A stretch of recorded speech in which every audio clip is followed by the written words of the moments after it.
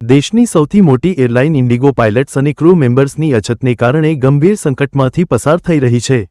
આ કટોકટી ત્રીજા દિવસે પણ યથાવત રહી હતી।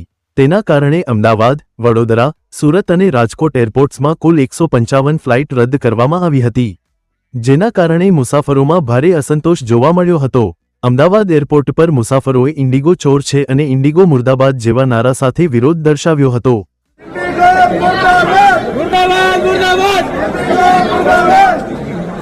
કેટલાક મુસાફરોએ આક્ષેપ કર્યો હતો કે એરલાઇન સ્ટાફ દ્વારા સામાન કચરાની જેમ ફેંકવામાં આવે છે। ફ્લાઇટની અંદરની સ્થિતિ અત્યંત નબળી છે અને વડીલોને વ્હીલચેર જેવી મૂળભૂત સુવિધા પણ મળી રહી નથી। ફ્લાઇટ રદ થવાને કારણે અનેક મુસાફરોના પ્રવાસ પર સીધી અસર થઈ છે। કોઈએ હનીમૂન પ્લાન રદ કર્યો તો કોઈ વર વધુ પોતાના જ લગ્નના રિસેપ્શનમાં સમયસર પહોંચી શક્યા નથી। બીજી તરફ ઇન્ડિગોની રદ ફ્લાઇટ્સ વચ્ચે એર ઇન્ડિયાએ ભાડામાં 4 ગણો વધારો કર્યો છે, જેના